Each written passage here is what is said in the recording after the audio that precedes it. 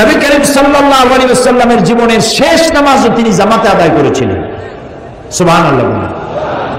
দুইজন সাহাবীর কাঁধের উপরে ভর করে তিনি মসজিদে নববীতে প্রবেশ করেছিলেন এবং খুতবা দিতে গিয়ে বললেন, আল্লাহ তাআলা এই পৃথিবীর সমস্ত সম্পদ, জাগতিক সম্পদ তার এক বান্দাকে তিনি দিতে চেয়েছিলেন, কিন্তু তিনি সেই সমস্ত সম্পদকে উপেক্ষা করে তিনি আল্লাহর কাছে ফিরে যাওয়া পছন্দ করেছেন।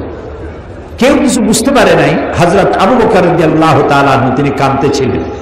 তিনি বুঝতে পেরেছেন এই পৃথিবীর সমস্ত জাগতিক সম্পদ আল্লাহ তাআলা দিতে চেয়েছেন তার নবী মুহাম্মদুর রাসূলুল্লাহ সাল্লাল্লাহু আলাইহি ওয়াসাল্লামকে, আর তিনি সব কিছুকে পরিত্যাগ করে আল্লাহর সাথে দিদারের জন্য তৈরি হচ্ছেন। তার অর্থ হলো আমরা এতিম হয়ে যাব, তিনি বিদায় হয়ে যাবেন। আল্লাহর নবী বক্তব্য রেখে হযরতে আয়েশা সিদ্দিকা রাদিয়াল্লাহু তাআলা আনহার হুজরার ভিতরে তার ঘরে প্রবেশ করলেন। ইন্তেকালের 5 দিন আগে থেকেই প্রচন্ড জ্বরে তিনি আক্রান্ত ছিলেন, মাথায় যন্ত্রণা ছিল, গায়ে ভীষণ জ্বর ছিল।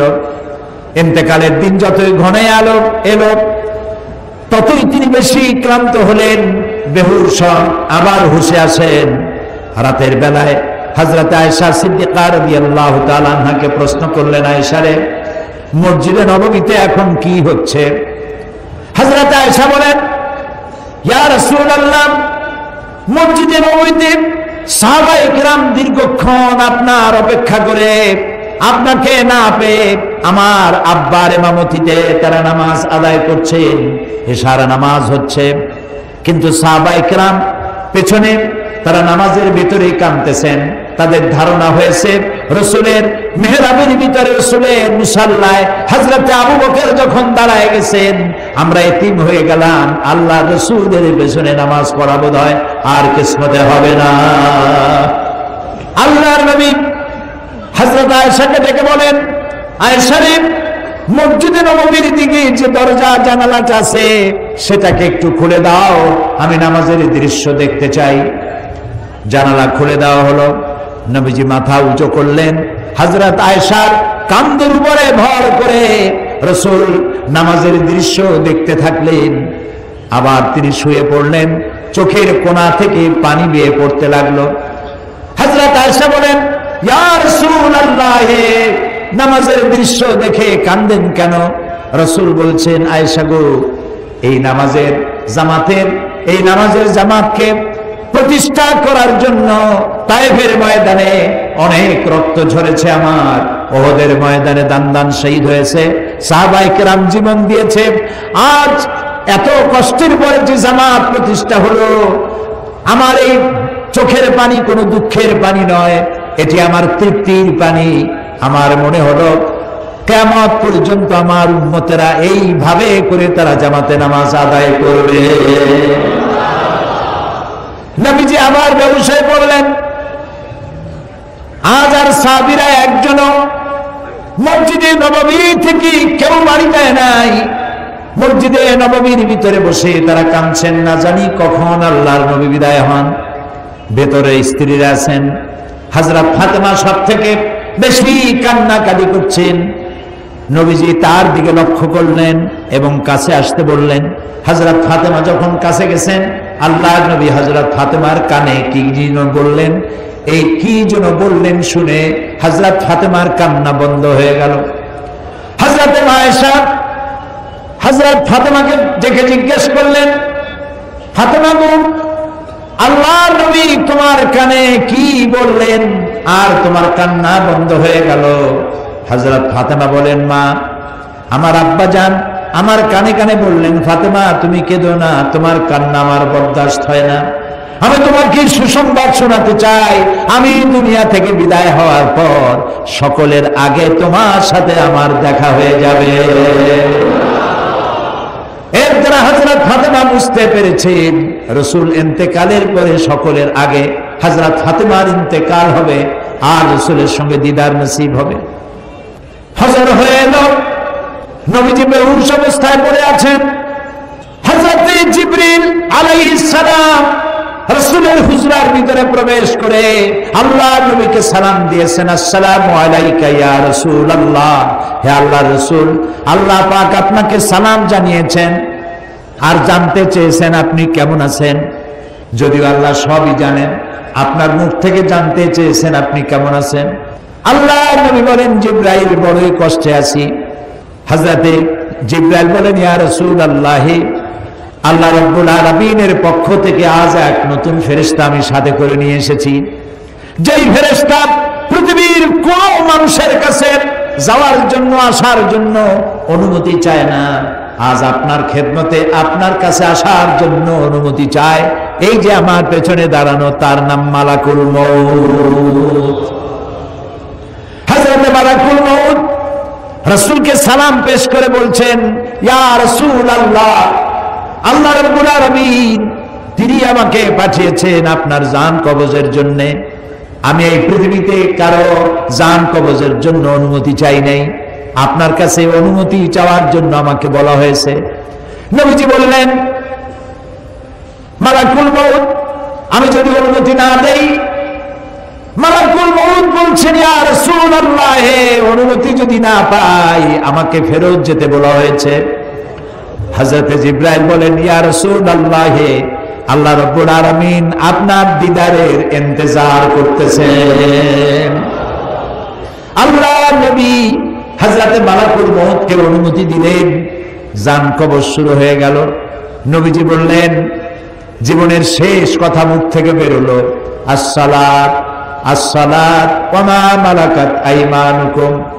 আমার উম্মতেরা, জীবনের শেষ কথা তোমাদের জন্য রেখে গেলাম, নামাজ নামাজ নামাজ ছেড়ে দিও না।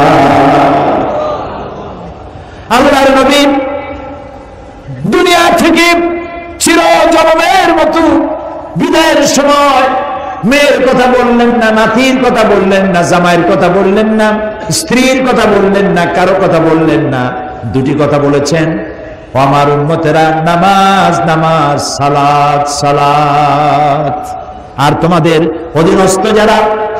অধীনস্থ যারা কাজ করে খায়, কষ্ট করে, তাদের প্রতি তোমরা নির্যাতন করবে না, জুলুম করবে না, তাদের প্রতি ইনসাফ করবে, আর তোমরা নামাজ সঠিকভাবে আদায় করবে। যে নবী ইন্তেকালের সময় জীবনের শেষ কথা নামাজ নামাজ বলে দুনিয়া থেকে বিদায় হয়ে গেলেন, সেই নবীর উম্মত দাবি করে আমরা নামাজ আদায় করি না। বিশ্বকবি আল্লামা ইকবাল বলেছেন, মসজিদ মে মরসিয়া খায়ে কে নামাজি না রহি, याने वो साहिबे औसाफे हिजाजी न रही। মসজিদ আজ চিল্লাচ্ছে, মসজিদ আজ কাঁদছে, কই সেই মুসল্লি? বেলালের মতো, আম্মারের মতো, খাব্বাবের মতো, খুবাইবের মতো, আলীর মতো, ওমরের মতো মুসল্লিরা আজ কই? সেই মুসল্লি তো নাই। মসজিদ আছে, সে মুসল্লি নাই। প্রিয় ভাই সব, আজ যারা আমার সামনে বসে আছেন, আমি কি দাবি করতে পারি আজকের এই বিশাল জনসমুদ্র সিলেট শহরে মাঠ ঘাট রাস্তা সব বন্ধ হয়ে গেছে, কোরআন প্রেমিক কোরআন পাগলে পড়ে গিয়েছে সিলেট? আমি কি দাবি করতে পারি যে আপনারা যারা নামাজ পড়েন না অথবা যারা পড়েন অনিয়মিত, যে রাসূল কিয়ামতে পরিচয় না দিলে সুপারিশ না করলে জান্নাতে যাইতে পারবো না, সেই রাসূলের দাবি তিনি নামাজ পড়ার জন্য বলেছেন, আল্লাহ ৮২ বার বলেছেন, এই নামাজ জীবনেও ছাড়বো না, এই ওয়াদা কি আজকের মাঠে আমরা কি করতে পারি? তাহলে দুহাত উঁচু করুন, বলেন, ইয়া আল্লাহ, তোমার পবিত্র নামে কোরআনের মাহফিলে শপথ করি, কসম করি, যতদিন পর্যন্ত মালাকুল মউত আমার মাথার কাছে না আসতেছে ততদিন পর্যন্ত ফরজ নামাজ, ফরজ রোজা আর ছেড়ে দেব না, আর ছেড়ে দেব না, আর ছেড়ে দেব না। এবার চিল্লায় বলেন, ইয়া আল্লাহ, আমার আজকের এই শপথ, আমার আজকের এই ওয়াদা, আমার আজকের এই কসম পর্যন্ত আমাকে পালন করার তৌফিক দাও। আমিন আমিন আমিন ইয়া রাব্বাল আলামিন। আল্লাহ তাআলা কবুল করুন, আমরা বলি আমিন। এরপরে মুমিনের ষষ্ঠ চারিত্রিক বৈশিষ্ট্য আল আমিরুনা বিল মারুফ। আল আমিরুনা বিল মারুফ, এটা হলো 6 নম্বর চারিত্রিক বৈশিষ্ট্য, অর্থাৎ ভালো কাজের জন্য আদেশ করা। ইয়ামুরুহুম বিল মারুফে ওয়া ইয়ানহাহুম আনিল মুনকার। সমস্ত নবীদের দায়িত্ব ছিল ভালো কাজের আদেশ করবেন, অন্যায় কাজে মানুষকে প্রতিবন্ধকতার সৃষ্টি করবেন। এটা হলো রাসূলের দায়িত্ব। আল্লাহ তাআলা বলছেন এটা উম্মতের দায়িত্ব। কুনতুম খায়রা উম্মাতিন মুখরিজাত লিন-নাসি তা'মুরুনা বিল মা'রুফি ওয়া তানহাউনা আনিল মুনকার। কুনতুম খায়রা উম্মাতিন, তোমরা শ্রেষ্ঠ জাতি। কে বলতেছেন? বলেন সবাই। কাদেরকে বলতেছেন? আমাদেরকে। বলেন কাদেরকে? এই মুসলিম মিল্লাতকে আল্লাহ বলছেন তোমরা শ্রেষ্ঠ জাতি। আহারে, আল্লাহ বললেন শ্রেষ্ঠ জাতি, আর আমি হইলাম দুনিয়ার মধ্যে সব থেকে কপাল পোড়া জাতি, ঠিক না? আজকে পৃথিবীতে সব থেকে লাঞ্ছিত, বঞ্চিত, নিগৃহীত, হোমলেস, স্টেটলেস, সম্মান নাই, মর্যাদা নাই কোন জাতি? এই মুসলমান। অথচ আল্লাহ বলছেন কুনতুম খায়রা উম্মাতিন উখরিজাত লিন-নাস, তোমাদেরকে আমি পৃথিবীতে প্রেরণ করেছি শ্রেষ্ঠ জাতি। তোমরা খায়রে উম্মাহ এবং ইমামে আকওয়াম, শ্রেষ্ঠ জাতি এবং জাতি সমূহের নেতা তোমরা। সুবহানাল্লাহ বলে, আলহামদুলিল্লাহ বলে। তোমাদের দায়িত্ব মানুষকে ভালো কাজের আদেশ দেবে, অন্যায় কাজ থেকে ফিরিয়ে রাখবে। আমরা কি তা করি? আপনার চোখের সামনে একটা যুবক ছেলে সোনার চেইন পরেছে গলায়, এই চরম শীতের দিনেও সামনে 3-4টা বোতাম খুলে রাখে যাতে লোকেরা বোঝে উনি একটা কিছু ঝুলাইছে। এটা যখন আপনি দেখেন, আপনি কি তাকে নিষেধ করেন যে বাবা এই সোনাটা তোমার জন্য নয়, পুরুষের জন্য এক রত্তি সোনাও হারাম? তুমি তো সোনার চেন পরো নাই, তুমি জাহান্নামের আগুনের শিকল পরেছ। এই চেনটা খুলে তোমার মাকে দিয়ে দাও, বউ থাকলে বউরে দিয়ে দাও, বোন থাকলে বোনেরে দাও, কেউরে না দাও বাক্সের মধ্যে থুয়ে দাও। যেদিন বউ পাইবা সেই দিন বউয়ের গলায় ঝুলাই দিবে। যুবকেরা এখন কানে দুল পরে, দেখছেন না? কানে দুল পরে। আমি লন্ডনে দেখেছি কানে দুল, নাকে ফুল, জিব্বার মধ্যে রিং পড়ছে। কত বড় শয়তান! আমি চিন্তা করছি জিব্বায় রিং পড়ছে, খায় কেমনে? মাথায় কত কায়দার যে চুল, জেল মাইখা সব খাড়া করে তৈরি করে। এরপরে আবার কেউ চতুর্দিক দিয়ে কামায়া মাথার উপরে তালপট্টির দ্বীপের মতো রাখে। আবার আমেরিকায় দেখলাম এক প্রকারের যুবক, যুব শ্রেণীর ছেলে মেয়ে প্যান্ট পরছে, জামা পরছে, সমস্ত সুতাগুলো বাইর করে ছেঁড়া, হাঁটুর কাছে, হাঁটুর উপরে, নিচে, এদিকে সেদিকে ছেঁড়া ছেঁড়া। তাই মনে করলাম আমেরিকা পৃথিবীর এত বড় ধনী দেশ, আমার দেশে ভিক্ষুকরাও তো এত ছেঁড়া জামা পরে না, এরা কি এতই গরিব? কয় না হুজুর, এগুলোর দাম অনেক বেশি। তারপর কত কায়দার দাড়ি রাখে, দেখছেন অবস্থা? দুই দিকে কামাইয়া, এখানে হোমিওপ্যাথি মার্কা একটু রাখে, বসা দিন উঠে যায় এরকম। আবার এখান থেকে মোষের সাথে একটা দাগ দিয়ে রাখে এখানে। আবার কেউ বা মাঝখান দিয়ে কামাইয়া দুই দিকে রাখে। আবার কেউ মোষটা এত ঘন করে ঠোঁটের উপরে দিয়া, এমন ভাবে মোষ ঘন এবং ঢাকা মুখ, 5 বেটানির টর্চ লাইট মারিয়া খোঁজ করে পাওয়া যাবে না যে লোকটা হাসে না কাঁদে। আল-আমিরুনা বিল মারুফ, ভালো কাজের আদেশ করেন, অন্যায় কাজ থেকে ফিরাবার চেষ্টা করেন। একটা মানুষও যদি ভালো বানাইতে পারেন, কিয়ামতের দিন হতে পারে এটা আপনার জান্নাতে যাওয়ার জরিয়া হয়ে যাবে। একটা মানুষ। নূহ আলাইহিস সালাম আল্লাহর পয়গম্বর কত বছর বেঁচে ছিলেন? আলফা সানা ইল্লা 50, 50 বছর কম 1000 বছর, কত হতে হবে? 950 বছর বেঁচে থেকে হেদায়েত করতে পেরেছিলেন মাত্র 40 জন অথবা 80 জন। অথচ উম্মতে মুহাম্মাদী সাল্লাল্লাহু আলাইহি ওয়াসাল্লাম রাসূলের উম্মতের হাতে হাজার হাজার অমুসলিম ইসলাম কবুল করতেছে। বেনামাজি নামাজি হচ্ছে। আল্লাহু আকবার। তা আপনার কথায় যদি একটা লোক ভালো হয়, আপনি কত সওয়াব পাবেন চিন্তা করেন তো। কাজটা হচ্ছে নবীর, কাজটা হচ্ছে উম্মতের।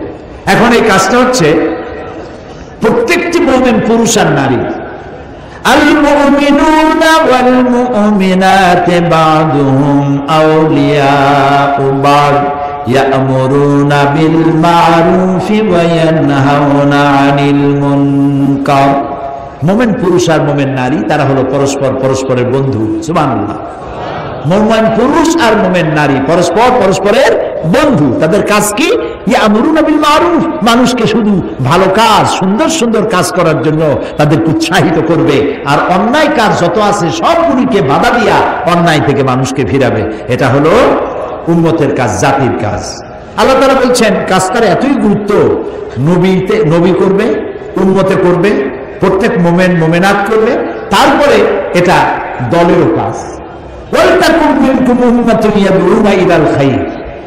প্রত্যেকটি এমন একটা দল থাকতেই হবে তোমাদের মধ্যে, যে দলটির কাজ হবে মানুষকে মানুষকে ভালো কাজের আদেশ করবে, অন্যায় কাজ থেকে ফিরায় রাখবে। উলাইকা হুমুল মুফলিহুন, এরাই সফল কাম হবে। সুবহানাল্লাহ, এরাই সফল হবে।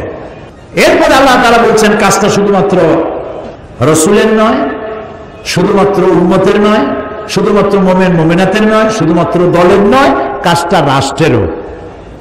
ওই যে সূরা হজের আয়াত আগেই পড়েছি, ওইখানে এই পয়েন্টও আছে। আল্লাযীনা মাক্কান্নাহুম ফিল আরদ আকামুস সালাত ওয়া আতাউয যাকাত ওয়া আমারু বিল মারুফ ওয়া নাহাউ আনিল মুনকার। রাষ্ট্রের কাজ হলো নামাজ প্রতিষ্ঠা করবে, যাকাত আদায় করবে। যাকাত কে আদায় করবে? রাষ্ট্র। রাষ্ট্র যাকাত আদায় করতে পারবে ওই সরকার যাকাত আদায় করতে পারবে যে সরকার নামাজ প্রতিষ্ঠা করবে। নামাজ প্রতিষ্ঠা করবেন না আর যাকাত আদায় করবেন, সুবিধাবাদ জিন্দাবাদ, এইটা ইসলামে নাই। চারটা কাজ, চারটা কাজের 13টা করবেন, আপনি যাকাত আদায় করার অধিকার রাখেন সরকার। আর 4 কাজের 3 কাজ করবেন না, শুধু পয়সা কামাই করবেন যাকাতের নামে, আর এগুলো কি দিয়ে কি করবেন কোনো হিসাব থাকবে না, এটা চলবে না। রাষ্ট্রের কাজ হলো 1 নম্বর কাজ, নামাজ আদায় করবে, নামাজ প্রতিষ্ঠা করবে, যাকাত আদায় করবে। যাকাত আদায় করলে কি হবে? যাকাত আদায় করলে এনজিওরা যে কামটা করতেছে সর্বনাশ, এই সর্বনাশটা এনজিওরা করার সুযোগ পাবে না। এনজিওরা কি সর্বনাশ করে? এনজিওরা সর্বনাশ করে সমস্ত ব্যাংক তার সুদের রেশিও হচ্ছে, প্রফিটের রেশিও হচ্ছে 15 থেকে 17%, আর সমস্ত এনজিওদের সুদের পার্সেন্টেজ হচ্ছে 35 থেকে 45%। আপনি যদি 1000 টাকা নেন, আপনার নামে 850 টাকা আপনাকে দিবে, 150 টাকা সার্ভিস চার্জ আগেই রেখে দেবে, লেখা হবে 1000 টাকা দেওয়া হয়েছে। আর কিস্তি পরিশোধ করতে হবে প্রতি সপ্তাহে সপ্তাহে, দিতে দিতে কয়েক হাজার দেওয়ার পরেও ওই প্রথম 1000 টাকা শেষ হবে না। এনজিওরা সুযোগ নিয়েছে, যাকাত আদায় করেন না বলে এই সুযোগটা তারা নিয়েছে। আর যদি গভর্নমেন্ট যাকাত আদায় করে, আমরা একটা জরিপ চালাইছি, একটা জরিপের মাধ্যমে জানতে পেরেছি বর্তমান বাংলাদেশে যদি যাকাত গভর্নমেন্ট আদায় করে, তাহলে মিনিমাম 12,000 কোটি টাকা প্রতি বছর যাকাত আদায় হতে পারে। 12,000 কোটি টাকা। আর রয়েছে ওয়াকফ এস্টেট। ওয়াকফ এস্টেটের নামে লক্ষ লক্ষ একর জমিন, ভ্যালুয়েবল জমিন ভোগ করতেছে মুতাওয়াল্লিরা বিভিন্ন জায়গায়, বাপের নামে, দাদার নামে, নিজের নামে ভোগ করতেছে, অথচ এটা অক্ষ করে এটা রাষ্ট্রে।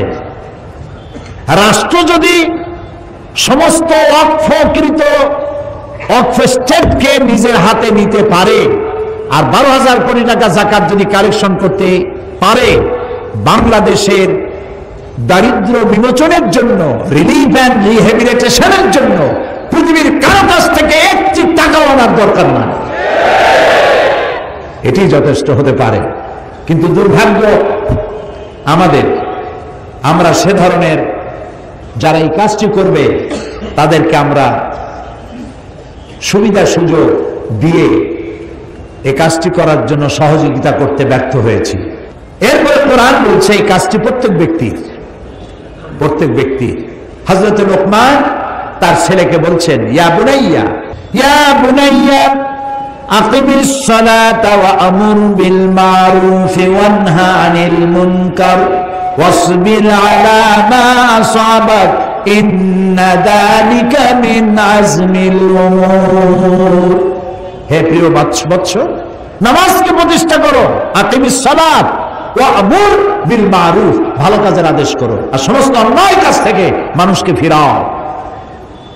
ওয়াসবির আলা মা আসাবাক, আর এই কাজ করতে গেলে বিপদ আসবে, সেই বিপদে ধৈর্য ধারণ করবা। আপনি যখন মানুষকে ভালো কাজের আদেশ করবেন, অন্যায় কাজ থেকে ফিরতে বলবেন, সে তখন আপনার বিরুদ্ধে ক্ষেপে আসবে। আমরা মানুষকে আল্লাহর জান্নাতের দিকে ডাকি, ঠিক না? এই যে 3 দিন ডাকলাম, 3 দিন কথা বললাম, আমার বাপের কথা বলছি, ফরিদউদ্দিন চৌধুরী সাহেব তার দাদার কথা বলছে, কোন মৌলানা সাহেব তার গোষ্ঠীর কথা কইছে, কার কথা বলেছি? আমরা ডাকি আল্লাহর দিকে। আর যারা আমাদেরকে বরদাস্ত করতে পারে না, তারা বলে এগুলো স্বাধীনতা বিরোধী। আমরা আল্লাহর দিকে মানুষকে ডাকি কোরআনের পন্থায়। ওরা কয় যে কোরআনের অপব্যাখ্যা করে। ওরে জিজ্ঞেস করা দরকার, বাবা তুমি কি ব্যাখ্যা জানো? ব্যাখ্যা জানলে না তুমি অপব্যাখ্যা বলতে পারো? তুমি তো ব্যাখ্যাই জানো না, তুমি তো কোরআন পড়তেও জানো না। তুমি কি সূরা ফাতিহা পড়তে পারো? এই যে মাতবাড়ি করো, বড় বড় ফিচার লেখো, কলামিস্ট লন্ডন থেকে লিখে লিখে পাঠায়, তারপরে এখান থেকে লেখে, কত টাকার বিনিময়ে লেখো, কেউ টের না পাইলেও একজন টের পান। তিনি কে? তিনি কে? আল্লাহ রাব্বুল আলামিন। সুতরাং আমাদেরকে মানুষকে ভালো কাজের জন্য আদেশ করতে হবে এবং অন্যায় কাজ থেকে ফিরাতে হবে। হযরত লোকমান বলছেন, এই কাজটা করতে গেলে বিপদ আসবে, এই কাজটা করতে গেলে বিপদ আসবে, সে তোমার বাধা দেবে, এই যে আজে বাজে কথা বলবে। তখন ওয়াসবির আলা মা আসাবাক, যখন বিপদ আসবে বিপদে ধৈর্য ধারণ করবা। হযরতে ইমাম গাজ্জালী তার ইহয়া উলুমুদ্দিন কিতাবের মধ্যে লিখেছেন, সবর শব্দটা আল্লাহ তাআলা কোরআন শরীফে 70 বার ব্যবহার করেছেন। আল্লামা ইমাম ইবনে কাইয়্যিম তিনি তার কিতাবে লিখেছেন, আল্লাহ তাআলা কোরআন শরীফে সবর শব্দটি 90 বার এনেছেন। ধৈর্য ধরলেই তুমি এর সুফল পাবে। তোমার গালি দিলে গালির জবাব গালি দিয়ে দিও না, ইদফা বিল্লাতি হিয়া আহসান, তুমি মানুষের মন্দের জবাব ভালো দিয়ে দাও, তাহলে তোমার দিকে লোকেরা আকৃষ্ট হবে। কোন জোশের কথা শুনলেই ইসলামের শত্রুরা সাবধান, ভেঙে ফেলবো, ঠ্যাং উঠাই দেবো, এইগুলো কি স্লোগান আপনারা দেন? দরকারটা কি? কোন শত্রু নাই, সবাইকে বন্ধু বানান। আমি সকলের সাথে বন্ধুত্ব করতে চাই, ইসলামের বাণী শোনাতে চাই। দেখছেন ভারতের বুকে ডক্টর জাকির নায়েক কি সুন্দর করে বলে, কথার মধ্যে কোনো উত্তাপ নাই, গাল নাই, গর্জন নাই, তর্জন নাই, কোনো গ্ল্যামার ছাড়া, কোনো বিজ্ঞাপন ছাড়া একটা টেলিভিশন চলে একটা ব্যক্তি দিয়া, যার দর্শক সংখ্যা কোটি কোটি, এবং তার শ্রোতারা মূর্খ না, যারা শোনে হাইলি এডুকেটেড পারসন, হাজার হাজার বসে বসে তার কথা শোনে। সুবহানাল্লাহ। তার কথা মনে উঠলেই আমার দোয়া আসে শুধু। আমার কাছে মনে হয় মুসলিম মিল্লাতের জন্য আল্লাহর এক নিয়ামত। আল্লাহ জাকির নায়েকের হায়াত দারাজ করে দাও, তার স্মৃতিশক্তি আরো বাড়ায় নাও। একবার শুনলাম এক মহিলা প্রশ্ন করছে ডক্টর জাকির নায়েককে যে, আচ্ছা আপনি তো বললেন হিন্দু মুসলমান খ্রিস্টান বৌদ্ধ সব ভাই ভাই, তো সব যদি আমরা ভাই ভাই হই, আমি তো হিন্দু, ওই মহিলা বলছে আমি তো হিন্দু, তা আপনার মক্কা মদিনা আমরা যাইতে পারি না কেন? এটা কঠিন প্রশ্ন। আমি চিন্তা করলাম কি জবাব দেয়। আমার কাছেও জবাব আছে, কিন্তু উনি কি বলেন সেটা শোনা দরকার। উনি জবাব দিলেন, বোন আপনার বাড়ি কই? কই তো ইন্ডিয়ায়। জন্মস্থান কোথায়? এখানে। আমার জন্মস্থানও এখানে। আচ্ছা বোন আপনি কি জানেন যে ইন্ডিয়ায় এমন এমন জায়গা আছে যেখানে এখানে জন্মগ্রহণ করার পরেও সে জায়গায় আপনি আর আমি যাইতে পারি না, এরকম জায়গার নাম জানেন? কোন এরকম জায়গা থাকবে কেন? আমি ইন্ডিয়া জন্মগ্রহণ করেছি, সব জায়গায় যাইতে পারি। উনি বলবেন মোটেই না, এখানে এমন এমন জায়গা আছে যেখানে আপনি আমি প্রবেশ করতে পারবো না, তার নাম ক্যান্টনমেন্ট। ক্যান্টনমেন্টে আপনিও ঢুকতে পারবেন না, আমিও ঢুকতে পারবো না। ক্যান্টনমেন্টে ঢুকবে যারা নিরাপত্তার দায়িত্বে, দেশ রক্ষার দায়িত্বে যারা আছে, যে কোনো মুহূর্তে ডাক দিয়ে বলে জান দেওয়ার জন্য, রক্ত দেওয়ার জন্য, জীবন দেওয়ার জন্য ঝাঁপায় পড়বে, সেসব সেনাবাহিনীর জন্যই ক্যান্টনমেন্ট তৈরি করা হবে। ওখানে আপনি আর আমি যাইতে পারবো না। ইসলামের একটা ক্যান্টনমেন্ট আছে, সেটার নাম মক্কা আর মদিনা। ওইখানে ওই সব লোকেরাই যেতে পারে যারা আল্লাহর জন্য জান দিতে পারে, মাল দিতে পারে, রক্ত দিতে পারে। প্রিয় বোন, আপনিও যেতে পারবেন। আপনার পাসপোর্টে একটা ভিসা লাগান, ভিসার নাম লা ইলাহা ইল্লাল্লাহ মুহাম্মাদুর রাসূলুল্লাহ। কালকে আপনি মক্কা মদিনা চলে যান। কি সুন্দর জবাব! আমার খালি দোয়াই আসলো যে আল্লাহ তাআলা কি ব্রেন তুমি তাকে দিয়েছো, সুবহানাল্লাহ। তো মানুষকে আপনি বুঝাবেন। আমি একবার লন্ডনে এক বাড়িতে দেখলাম সিলেটি ভাষায় ইনজিল শরীফ। আমি তো অবাক হয়ে গেলাম যে আল্লাহ যে ব্রেনে দিয়ে সিলেটে আবার ইনজিল বানাবে। তো দেখি যে সিলেটি আঞ্চলিক ভাষা ইনজিল এতটুকু, ওর মধ্যে লিখছে ঈসা আলাইহিস সালাম আসলা, টাইম টাইম একখানা গাছের তলায় বসে আসলেন, এরকম ভাষা দিয়ে লেখা। তা আমি তার বললাম, এটা কি আপনি কিনছেন? কয় না, একজন খ্রিস্টান আমার প্রতিবেশী দিয়ে গেছে। তা আপনি এখানে কত বছর আছেন? তা প্রায় 30 বছরের মতো। আমি বললাম, ভাই 30 বছর আপনি এখানে আছেন, আপনার ঘরে ইনজিল, সিলেটি ভাষায় ইনজিল আপনার ঘরে রেখে গেল, আপনি কি ইংরেজিতে অনুবাদ করা একজন কোরআন শরীফ আপনার খ্রিস্টান প্রতিবেশীকে দিচ্ছেন? কয় না, তা তো দেয়নি। আপনি তা দেন নাই, আর স্লোগান দেন ইসলামের দুশ্মনেরা হুঁশিয়ার সাবধান। এই স্লোগান কোনো কাজের স্লোগান নয়, বাসের স্লোগান। সমস্ত মানুষের বাড়িতে বাড়িতে যান, দুয়ারে দুয়ারে যান, কোরআনের দাওয়াত নিয়ে যান।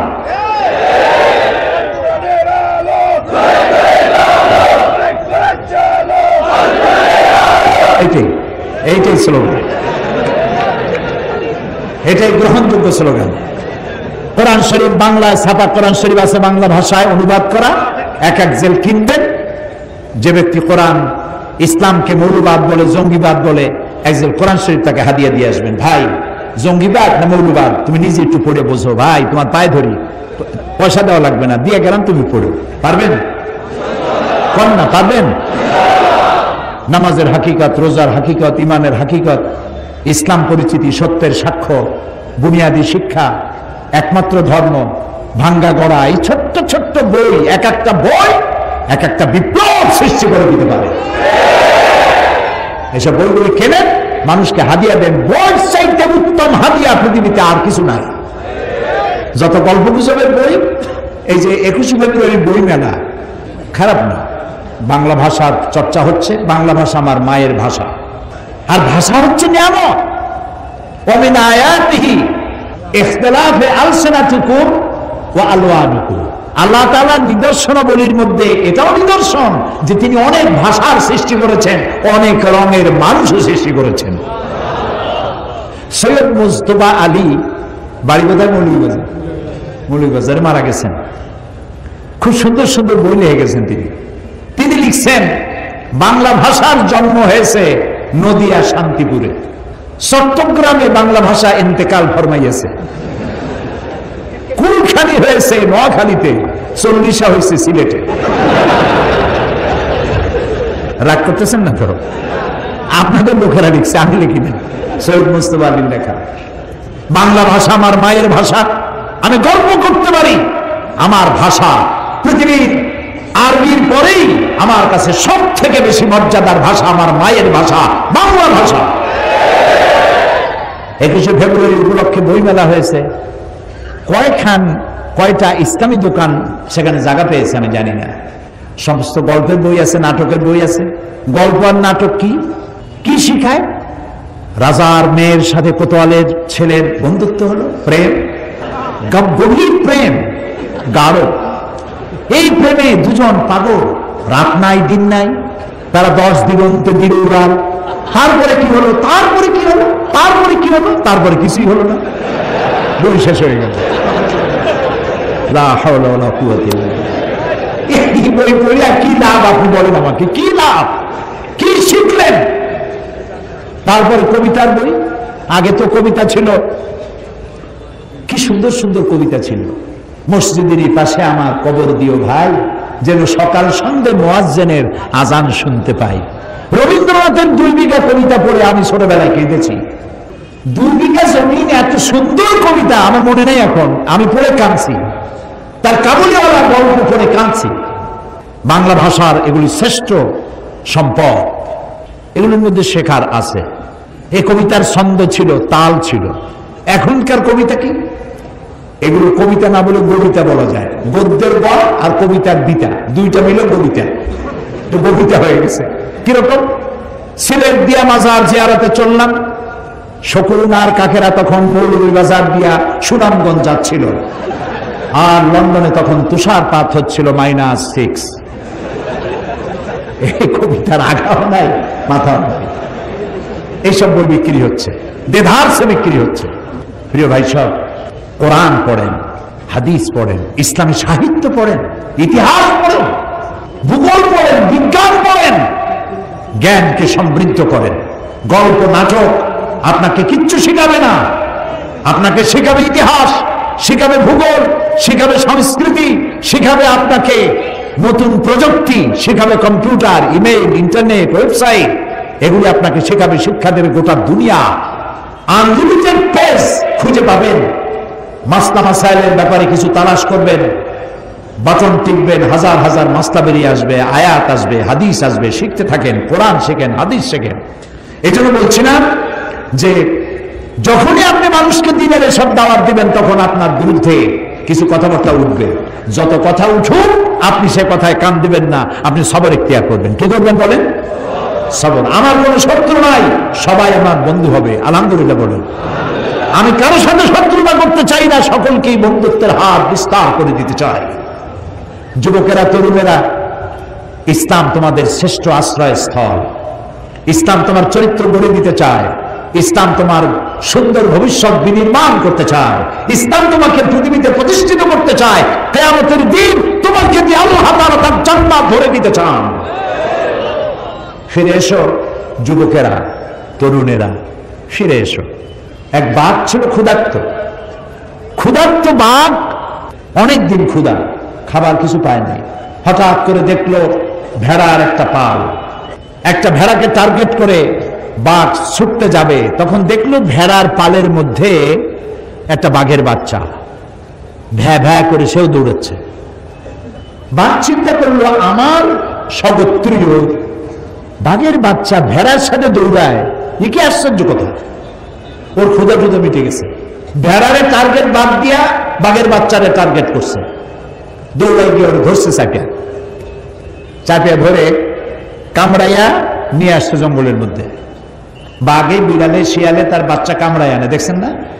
ও তো কোলে নিতে পারে না, কামড়ায় আনে। তো কামড়ায় যে দাঁত বসায় না, ওইভাবে আদর করে নিয়ে আসছে। আসিয়া বলতেছে, এই তুই ভেড়ার দলে গেছিস কেন? তুই তো আমার বাচ্চা, আমার বাঘের বাচ্চা, তুই ভেড়ার দলে কেন? না আমি তো ভেড়া। না তুই ভেড়া না, তুই বাঘ। হ্যাঁ আমি ভেড়া। মানে ছোট্ট অবস্থায় এর একজন লোক শিকার করতে গিয়ে পাইছিল, আনিয়া ভেড়ার মধ্যে প্রতিপালন করেছে। ভেড়ার দুধ খাইয়া বড় হয়েছে। ভেড়ার দুধে খায় আর বলে যে আল্লাহ এত দুধে খাই আমি। ও যে বাঘ তা তো বোঝে না, ওরা বিশ্বাসই করতে পারতেছে না বাঘ যে তুই বাঘ। সে কয় না আমি ভেড়া। আচ্ছা, এরপর একটা কুয়ার কাছে নিছে, যাইয়া কুয়ার কাছে গিয়ে বলে, আচ্ছা তাকা তো, পানির দিকে তাকা। তো তাকাইছে, তো দেখতো তো আমার ছবি আর তোর ছবি পড়ছে না পানির মধ্যে? তা তো পড়ছে। দাঁতগুলো বাইর কর, তোর দাঁত আর আমার দাঁত ধারালা দাঁত কিনা? তা তো ধারালা দাঁত। আমার চোখ আর তোর চোখ দুটো বড় কিনা? তা তো বড়। আমার গায়ে যেমন হলুদ আর কালো গোলা গোলা আছে, তোর গায়ে আছে না ওরকম বাংলা লিঙ্কের মতো আছে? তো নখর বাইর কর, এই ভাবার মধ্যে নখ আছে, বাইর কর। তো বাইর করলো, তো দেখলো যে হ্যাঁ তার মধ্যে আমার মধ্যে তো নখ আছে। তুই ভেড়া না, এখন বুঝছিস তুই বাঘ? তুই ভেড়ার দুটা খাস কেন? তুই হুঙ্কার মার, ভেড়ার পাল দৌড়ে চলে যাবে। আমি আজ সিলেটের যুবক মুসলমানদেরকে বলতে চাই, তুমি ভেড়ার বাচ্চা নও, তুমি শেখের বাচ্চা, খালিদ বিন ওলীদের সন্তান, তুমি শাহজালালের সন্তান, তুমি শাহ আব্দুলের সন্তান।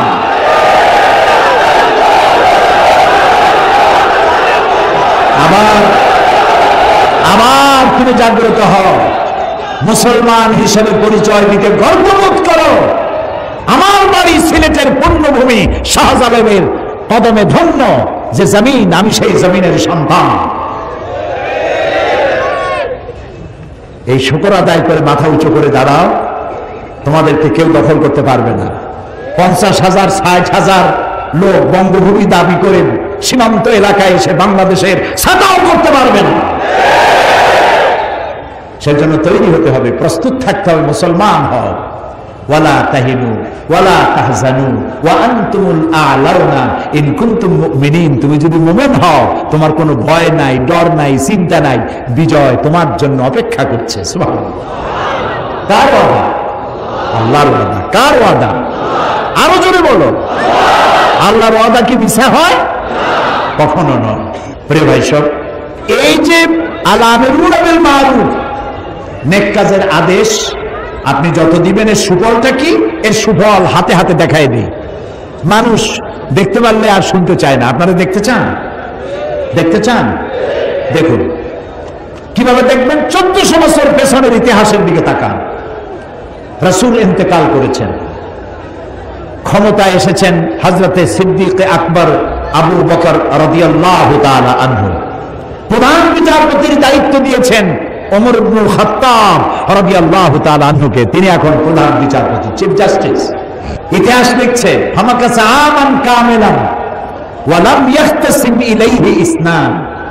হযরত ওমরের কোর্টে পূর্ণ 1 বছর হয়ে গেছে, তিনি চিফ জাস্টিস, কিন্তু হযরত ওমরের কোর্টে কোনো মামলা দায়ের হয় নাই। এরকম পৃথিবীতে আছে নাকি কোন কোর্ট যেখানে বছরে একটা মামলাও হয় না? বলেন। যাই দেখেন সিলেটের কোর্টে কত হাজারো মামলা জমা পড়ে আছে, একটা মামলা নাই। হযরত ওমর বলছেন মা হাজাতানি ইনদা কওমিন মুমিনিনা ইয়া খলিফাত রাসূলিল্লাহ সাল্লাল্লাহু আলাইহি ওয়াসাল্লাম। হে রাসূলের খলিফা আবু বকর, এই জাতির জন্য চিফ জাস্টিসের দরকার কি? তিনি প্রশ্ন করলেন তুমি এই কথা বলছো কেন? তিনি বললেন আমি 1 বছর প্রধান বিচারপতির দায়িত্ব পালন করছি, আমার কাছে একটি মামলায় পর্যন্ত এলো না। হযরতে আবু বকর সিদ্দিক রাদিয়াল্লাহু তাআলা আনহু তাকে প্রশ্ন করলেন তোমার দরবারে মামলা এলো না কেন? এই ব্যাপারে তুমি কি কোনো চিন্তা করেছো? তিনি বললেন হ্যাঁ, চিন্তা করেছি। মামলা এলো না এই কারণে আপনি আমাকে যে জাতির জন্য বিচারক বানিয়েছেন সেই জাতির দিন হচ্ছে দিন হুমুন নসিহা। সে জাতির দিন হচ্ছে নসিহা, কল্যাণ কামনা করা। এই জাতির প্রত্যেকটি ফার্ম, এই জাতির প্রত্যেকটি পার্সন আর এক পার্সনের জন্য কল্যাণ কামনা করে। তা আমি যদি আপনার কল্যাণ কামনা করি তাহলে আপনি কি আমার অকল্যাণ কামনা করবেন? করবেন না। মানহাজুহুল কোরআন, আর এই জাতির মানহাজ, উদ্দেশ্য, লক্ষ্য, সংবিধান হচ্ছে কোরআন। ওয়া আমালুহুম আলা আমরি বিল মারুফ ওয়া নাহয়ু আনিল মুনকার, আর এই জাতির আমলটাই হচ্ছে ভালো কাজের আদেশ দেওয়া, অন্যায় কাজ থেকে ফিরিয়ে রাখা। কুল্লু ওয়াহিদুম মিনহুম ইয়ারিফু হাদ্দাহু ফায়াকিফু ইনদা, এর প্রত্যেকটি ব্যক্তি সে তার বর্ডার চেনে এবং বর্ডারের কাছে যখন যায় তখন সে থমকে দাঁড়ায়। বর্ডার কি? জেনা করা একটা বর্ডার, জেনা একটা বর্ডার, অহংকার একটা বর্ডার, মদ একটা বর্ডার, সুদ একটা বর্ডার, গীবত একটা বর্ডার। আল্লাহর নির্ধারিত এই বর্ডারগুলির কাছে যখন যায় তারা বর্ডার চেনে আর ওখানেই থমকে দাঁড়ায়, বর্ডার ক্রস করে না। ফায়াকিফু ইনদা, আল্লাহ তাআলা এই বর্ডারগুলি রেখেছেন। এই বর্ডার দেখায় বলেছেন তিলকা হুদুদুল্লাহ ফালা তাকরাবুহা, তোমরা এই হচ্ছে আল্লাহ নির্ধারিত বর্ডার, এই বর্ডারকে তোমরা ক্রস করো না, বর্ডারকে অতিক্রান্ত করো না। ওয়াইজা মারিদা আহাদুহুম মাদুহু, এই জাতি যদি কাউকে অসুস্থ দেখে তাহলে তাকে সুস্থ করার জন্য তার কাছে সেবা শুশ্রূষা করার জন্য এগিয়ে যায়। ওয়াইজা ফুকারা নাসারুহু, আর যখন এর মধ্যে কেউ ফকির হয়ে যায় তখন ফকির হলে পরে তাকে সাহায্যের হাতকে সম্প্রসারিত করে দেয়। ফাফিমা হুম ইয়াখতাসিবুনা ইলাইয়া ইয়া খলিফাত রাসূলিল্লাহ সাল্লাল্লাহু আলাইহি ওয়াসাল্লাম, এই যখন জাতির অভ্যাস তখন এই জাতির মামলা করতে আসবে কেন? সুতরাং ভালো কাজের আদেশ আর অন্যায় কাজ থেকে নিষেধ করা, এটা হলো আদেশ করাটা হলো 6 নম্বর চারিত্রিক বৈশিষ্ট্য, আর 7 নম্বর চারিত্রিক বৈশিষ্ট্য হচ্ছে অন্যায় কাজ থেকে মানুষকে বিরত রাখা। 6 নম্বরে হলো কি? ভালো কাজের আদেশ, 7 নম্বরে অন্যায় কাজ থেকে নিষেধ করা। তাআওয়ানু আলাল বিররি ওয়াত তাকওয়া ওয়ালা তাআওয়ানু আলাল ইসমি ওয়াল উদওয়ান, সমস্ত ন্যায়মূলক ভালো কাজে লোকদেরকে সহযোগিতা করো আর অন্যায় কাজ থেকে মানুষকে বিরত রাখো, ফিরে রাখো। আর 8 নম্বরে হচ্ছে ওয়াল হাফিজুনা লিহুদুদিল্লাহ, আল্লাহর হকগুলি, সীমাগুলিকে চিনে সেখানে হদকে ক্রস না করা। লন্ডনে এবং আমেরিকা আমি দেখেছি রাত 2:30-3টায় গাড়িতে যাচ্ছি, ড্রাইভার সিলেটি একজন মালিক, তার নিজের গাড়ি নিজে চালায়, ওখানে ড্রাইভার রাখার, কাজের লোক রাখার এত পয়সা কোথায়? যার যার কাজ নিজেরাই করে, নিজেরা খায়া নিজের প্লেট ধোয়, নিজের জামা নিজে পরিষ্কার করে, নিজের গাড়ি নিজে চালায়। অনেক ভালো, অনেক ভালো। নবী করিম সাল্লাল্লাহু আলাইহি ওয়াসাল্লাম তাই করেছেন, আলহামদুলিল্লাহ বলে। তো গাড়ি চালাতে গিয়ে রাত 2:30-3টা বাজে, রেড লাইট জ্বলতেছে, উনি দাঁড়ায় গেছে। আমি বললাম, ভাই সামনে তো কোনো গাড়িও নাই, মানুষও নাই, লাল বাতি জ্বলছে তো কি হয়েছে? কিতে হয়েছে তো কিতে হয়েছে, আপনি যান না কেন? কয় না যাওয়া যাবে না। কেন? কয় যে এখানে ক্যামেরা আছে, এই ক্যামেরা আমার ছবি তুলবে, আমার চেহারা শুদ্ধ, গাড়ির নাম্বার শুদ্ধ, ছবি উঠে যাবে। এরকম আগামীকাল আমার নামে চিঠি আসবে, তুমি অমুক পয়েন্ট থেকে রেড সিগন্যাল ক্রস করেছো, তুমি কোর্টে দেখা করো, জরিমানা দাও। আর যদি এইরকম 2-3 বার জরিমানা যদি হয়, আর যদি জরিমানা আদায় না করে, লাইসেন্স ক্যান্সেল। তো ওইখানে ক্যামেরা আছে, জানা আছে বলে বর্ডার ক্রস করতেছে না। আর আমি যে বর্ডার ক্রস করতেছি অহরহ, আল্লাহ যে আমাকে দেখছেন, এই বিশ্বাস যদি থাকতো তাহলে বর্ডার ক্রস করতে পারতাম না। তো আমি সবর এখতিয়ার করে আল্লাহর সীমা রেখা, আল্লাহর সমস্ত সীমাগুলি যদি সংরক্ষণ করে আমরা চলতে পারি, তাহলে আল্লাহ তাআলা বলছেন অবাশশিরিল মুমিনিন, এই 8টি চারিত্রিক বৈশিষ্ট্য যারা অবলম্বন করতে পারবে তাদের জন্য আল্লাহর পক্ষ থেকে রয়েছে শুভ সংবাদ, জান্নাতের শুভ সংবাদ। বলেন আল্লাহু আকবার, আল্লাহু আকবার, আল্লাহু আকবার। প্রিয় ভাই সব, আবার সুদিন ফিরে আসবে। অমাবস্যায় চিরকাল ঢেকে থাকে না পৃথিবী, পূর্ণিমার চাঁদ ওঠে, রাতের আধার চলে গিয়ে পূর্ব দিগন্ত থেকে সূর্য হেসে ওঠে। মেঘাচ্ছন্ন কুয়াশাচ্ছন্ন অবস্থা দিয়ে সূর্য চিরকাল ঢাকা থাকে না, সূর্য আবার জেগে ওঠে। হাজারো হাজারো ষড়যন্ত্রের মধ্য দিয়ে কোরআনের আওয়াজ বিকশিত হবে, মানুষের কানে কানে পৌঁছে যাবে, লোকেরা হেদায়েতের পথে চলে আসবে। শুরু হবে খেলাফত আলা মানহাজুন নবুওয়া, রাসূলুল্লাহ যে খেলাফত রেখে গেছিলেন সেই খেলাফতের উপরেই পৃথিবী আবার প্রতিষ্ঠিত হবে ইনশাআল্লাহ। আল্লাহ তাআলা সূরা ইব্রাহিমের একটি আয়াত বলেই আমি মুনাজাতের দিকে যেতে চাই। আল্লাহ তাআলা এখানে বলছেন ওয়াকাদ মাকারু মাকরাহুম ওয়া ইনদাল্লাহি মাকরুহুম, তারা একটা চক্রান্ত করেছিল, চক্রান্তকারীরা একটা চক্রান্ত করেছিল। ওয়া ইনদাল্লাহি মাকরুহুম, আর ওরা যে চক্রান্ত করেছিল সেটা আল্লাহর কাছে লিপিবদ্ধ ছিল, আল্লাহর তা জানা ছিল। ওয়া ইন কানা মাকরুহুম লিতাজুলা মিনহুল জিবাল, আর তাদের ষড়যন্ত্র এমন ছিল যে ষড়যন্ত্রে পাহাড় টলে যেতে পারে। হে নবী, ফালা তাহসাবান্নাল্লাহা মুখলিফা ওয়াদি রুসুলা, হে নবী আপনি একথা মনে করবেন না যে আল্লাহ তার নবীদের কাছে যে ওয়াদা করেছেন সেই ওয়াদা আল্লাহ খেলাফ করবেন। চক্রান্ত ষড়যন্ত্র দেখে একথা চিন্তা করার কোনো কারণ নাই। ইন্নাল্লাহা আজিজুন যুনতিকাম, আল্লাহ তাআলা মহাপরাক্রমশালী এবং প্রচন্ড প্রতিশোধ গ্রহণকারী। ভয় পাওয়ার কোনো কারণ নাই। সিলেটের প্রাণবন্ত দামাল ছেলেরা, তোমাদের সমস্ত শরীরে যাদের রক্ত ডগবগ করে যৌবনের মুসলিম রক্ত, কোরআন সম্পর্কে ধারণা নাই, দোষ তোমার না, দোষ হচ্ছে সিস্টেম অফ এডুকেশনের, লেখাপড়ার দোষ। সিলেবাসে এখন ধর্মকে ঐচ্ছিক করতে চাচ্ছে, কত বড় কপাল পোড়া। আল্লাহ রহম করুক, বলি আমিন, বলি আমিন। আপনার ছেলে ছোটবেলায় আলিফ জাবর আ, বা জাবর বা, তা জাবর তা এগুলি পড়তে পারবে না। ক্লাস 8-এর পরে ক্লাস 1 থেকে 8 পর্যন্ত আলিফ বা তা সা সূরা ফাতিহা কিছুই পড়ানো হবে না, এটা থাকবে ঐচ্ছিক, অপশনাল, পড়লেও পড়তে পারেন, না পড়লেও না পড়তে পারেন। আর ক্লাস 8-এর পরে গিয়ে কি আলহামদুলিল্লাহ রাব্বিল আলামিন পড়তে ইচ্ছে করবে? আহারে, এই সর্বনাশ করবেন না, আল্লাহর রাস্তায় করবেন না। ছেলে মেয়েদেরকে বাল্য অবস্থা থেকে ধর্মীয় শিক্ষায় শিক্ষিত করুন, কোরআন শিখান।